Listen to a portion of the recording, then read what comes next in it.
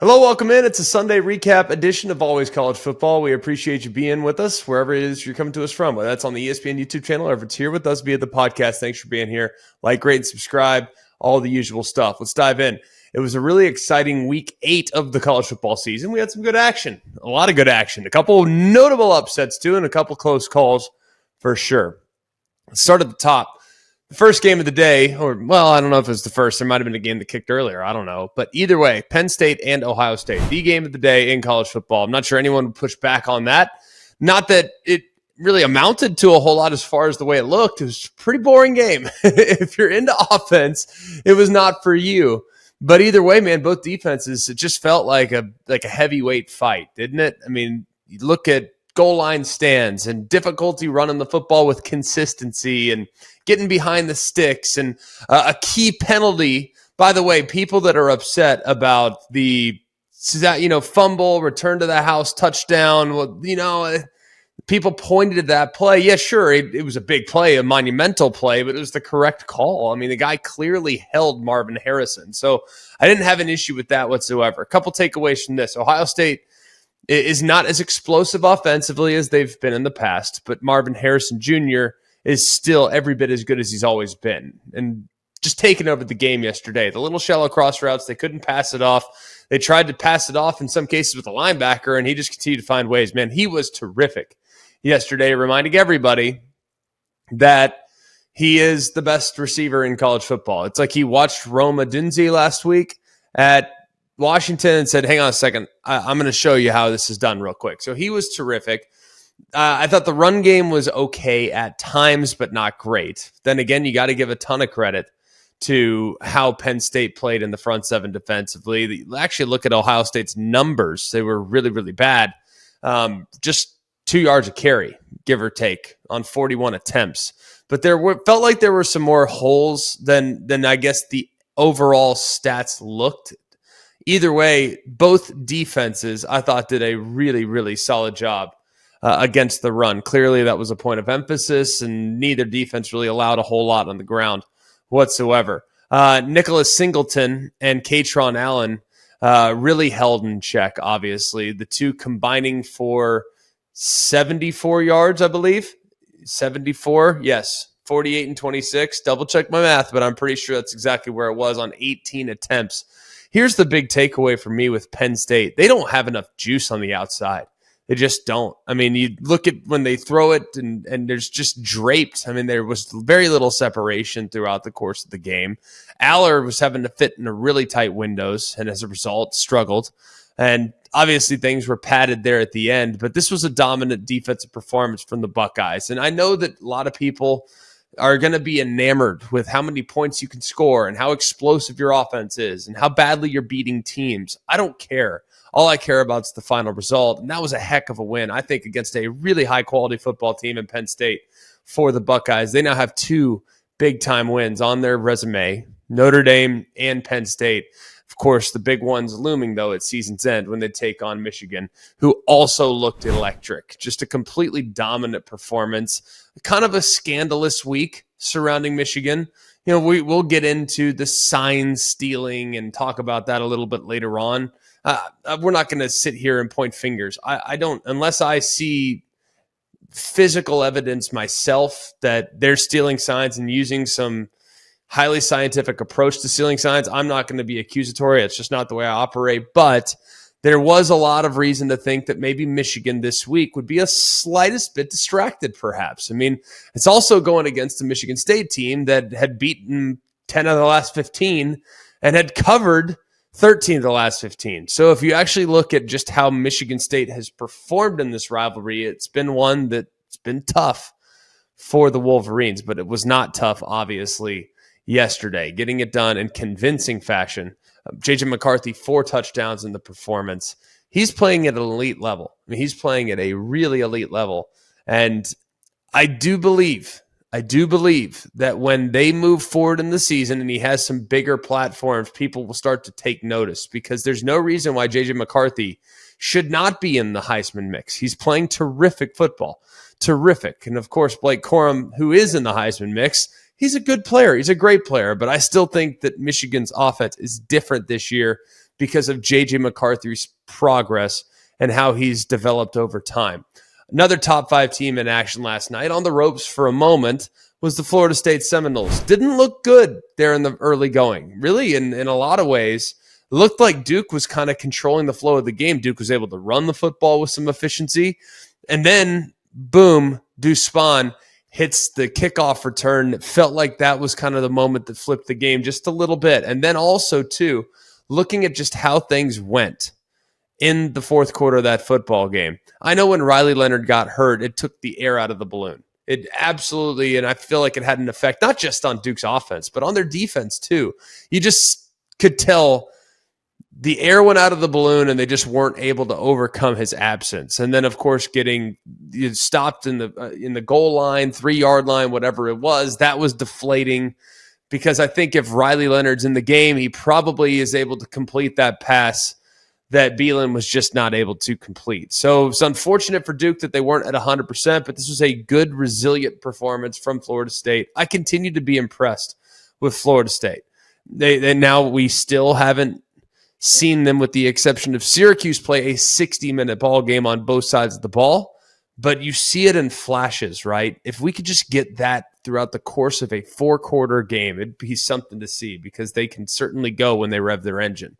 Washington, a little bit of a sleepwalker there against Arizona State. Not a great performance by any stretch of the imagination. Penix had a couple interceptions, didn't look great in the game whatsoever. But defensively, it was kind of nice to see Washington win a game when their offense didn't have their best stuff. So if we're going to find the silver lining here, it's, well, more often than not, Washington's going to play pretty dang well offensively. More often than not. But there might be a game or two that they won't have their best stuff. And these are games, and Washington fans can attest, these are games that they've lost in the past. I remember games specifically. I called it. It was actually against Arizona State, but it was in Tempe. And they were stagnant offensively. Jake Browning was the starter. I believe it was 2017. They were a top 5 team. Offense was terrible, and they lost the game like 13-6 or 20-6 or whatever it was. Well, the offense was stagnant today as well, yesterday as well, whatever the heck it was. That game was late, so it might as well have been Sunday. And they still found a way to win. That was a good win from Washington, I think. And I know people will say, well, it wasn't pretty. They'll probably drop them in the polls. Okay, well, how many teams did look good yesterday? Because Oklahoma sure didn't. They're number 6 right behind Washington. It was a hideous performance, a game in which UCF, frankly, I thought they outplayed them in a lot of ways, created some big plays. And look, it was great that Gabriel and company got things going a little bit down the stretch, but that was not a good performance from the Sooners whatsoever off a bye week. Texas didn't look good at all. Well, they did for a moment. They were rolling there up 21-0. I'm thinking, all right, well, this game's over. Texas is back. Nope. Houston climbs right back in it, makes it interesting, and has a chance at the very end of the game to potentially steal it. I thought Oregon had a really convincing victory against Washington State. We were on the call. They are so good running the football. Now, Washington State, not great against the run. That's to be expected. But for Oregon to run the ball with 2 dynamic, super dynamic weapons at running back, and Jordan James and obviously Bucky Irving, those are the 2 guys. And Bo Nix gets all the credit. Troy Franklin gets all the credit. Fair enough. Bucky Irving's the guy that makes that offense go. He's what makes them different. He's what makes them extremely difficult to defend. So I guess if you're going to rearrange the chairs on the deck, if Team 5 didn't look good, if Team 6 didn't look good, if Team 8 didn't look good, but Team 9 did, well, do you move Team 9 up? Probably not. Let's not get carried away. They have 1 loss after all. North Carolina lost. They were Team 10, losing to Virginia, and we've talked about this on our Wednesday show over the last couple of weeks. The team that we've had at number 10, or on Monday show, whatever that is, we talk about it. The team that we've had at number 10 has lost 3 straight weeks. So sorry about that, North Carolina. That's our fault. We will certainly shoulder the burden for that. But it was like one of those vintage North Carolina performances, wasn't it? And it could have been worse. If not for the fumble out of the back of the end zone, it could have been worse. A team in Virginia that has shown improvement this year. No doubt, give them credit. They have shown improvement.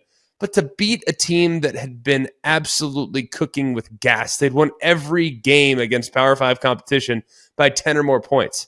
And lay an egg in a situation like that, pretty inexcusable, frankly. It's a focus loss. They didn't play well at all. They didn't have any focus, and that's what happens. Alabama sleptwalked their way through the first half again. How many different times are we going to say this? It's rinse and repeat with the Crimson Tide.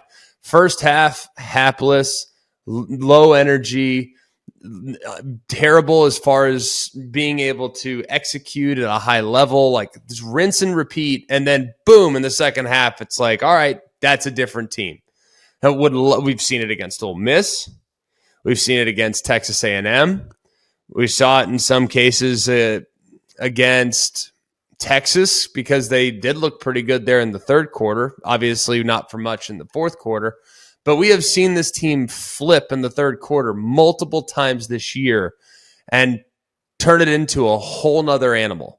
Now, if we could get the second half version of Alabama for 60 minutes, it'd be amazing. I think they could go with anybody if they played like that all the time, but we have not seen it just yet. Credit to Nick Saban and his staff, though, because they were a step ahead of Josh Heupel and the Volunteers in this one.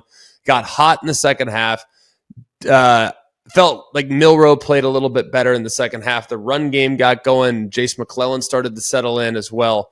So that was a really good, resilient performance from the Crimson Tide, getting revenge from last year's loss to the Tennessee Volunteers. Nice second half performance, outscoring the Vols 27-0 in the final 30 minutes, including the sack fumble to the house that made that game just a little bit more comfortable for those wearing the crimson and white.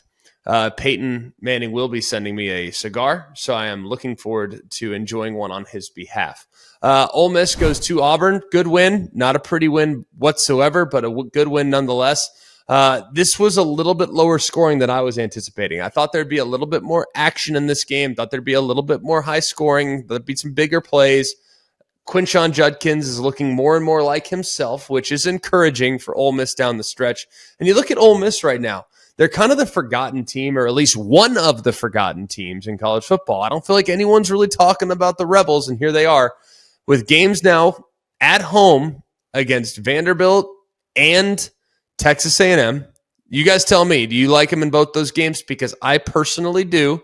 They're going to be sitting there at 8-1 with a road trip to Athens. Just saying.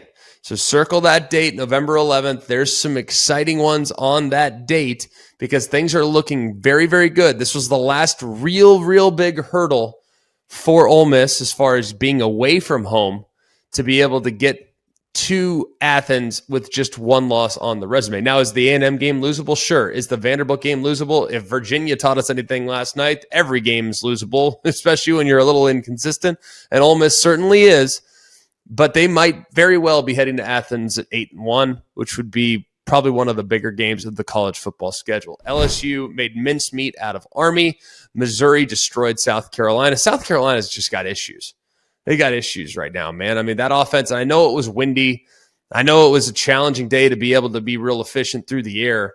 But, man, it just South Carolina's run defense, man. I mean, Schrader just got off in this game. Luther Burden continues to do amazing things, but they just couldn't defend the run. If there's one thing I thought South Carolina could do is they'd be stout against the run, and that was not the case.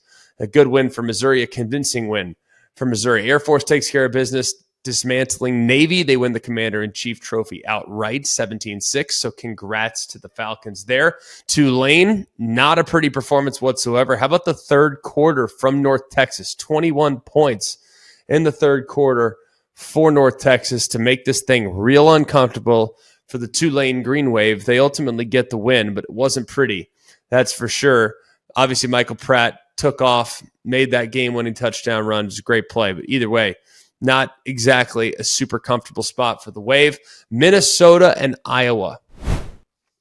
I feel terrible for the Iowa football team. I feel terrible for it. Now, I don't know if it was a fair catch.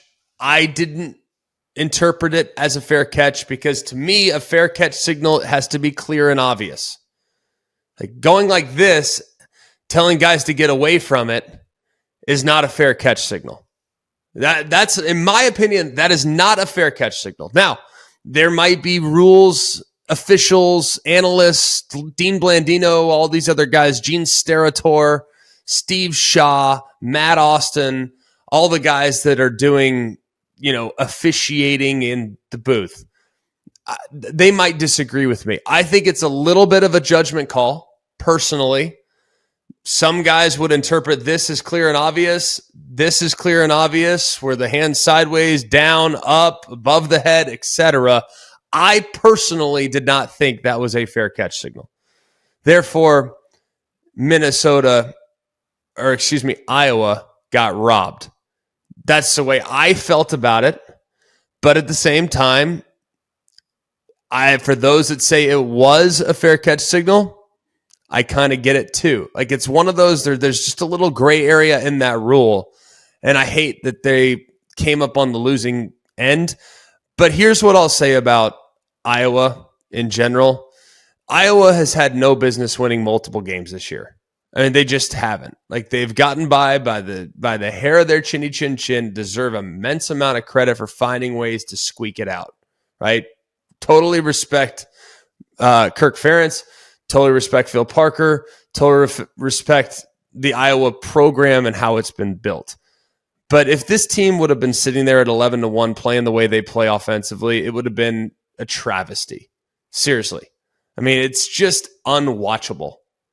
It really is. It's just painful to watch. There's absolutely minimal excitement every time Iowa goes on the field offensively. Like, that's not good for anyone. Yeah, I know the ultimate goal is to win the game. I get that. Iowa had 127 yards of offense in this game and almost won.